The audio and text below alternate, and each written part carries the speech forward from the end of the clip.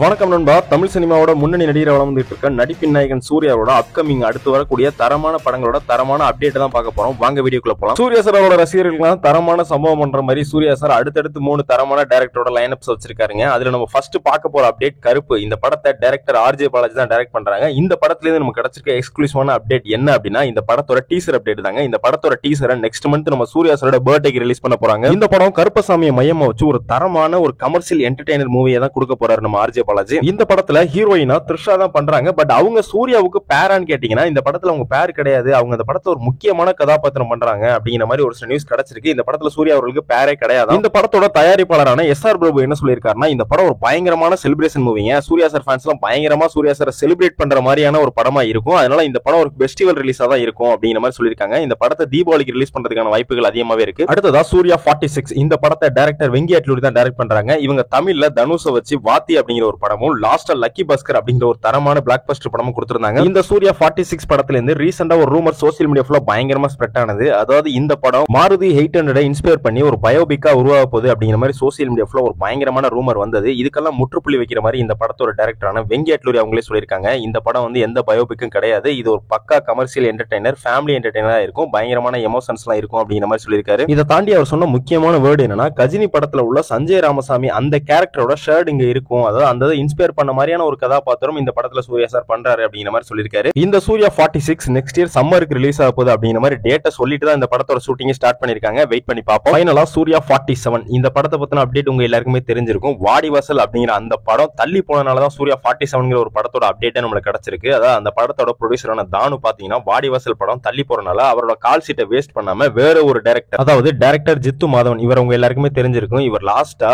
ஆவேசம் அப்படிங்கிற ஒரு தரமான பிளாக் பஸ்டர் மூவியை மலையாள சினிமாவை கொடுத்திருந்தாரு. இவரு நம்ம சூர்யா சாரை வச்சு ஒரு காப் மூவி எடுக்க போறாராம். இந்த படத்துக்கான அதிகாரப்பூர்வ அறிவிப்பை நம்ம சூர்யா சாரோட பர்த்டே அன்னைக்கு ரிலீஸ் பண்ணலாம் அப்படிங்கிற மாதிரி இந்த படத்தோட ப்ரொடியூசரான கலைப்பில் தான் முடிவு பண்ணிருக்காங்களா. ஓகே நண்பா, வெயிட் பண்ணி பார்ப்போம். இந்த வீடியோ பாக்குற நீங்க சொல்லுங்க, இப்போ நம்ம பார்த்த சூர்யா சாரோட இந்த அப்டேட்ல நீங்க எந்த படத்துக்கு ஈகரா வெயிட் பண்றீங்கன்னு நம்ம சேனலை மறக்காம சப்ஸ்கிரைப் பண்ணிருங்க. இந்த வீடியோவை உங்களுக்கு தெரிஞ்ச சூர்யா ரசிகர்களுக்கு ஷேர் பண்ணுங்க. தேங்க்யூ நண்பா.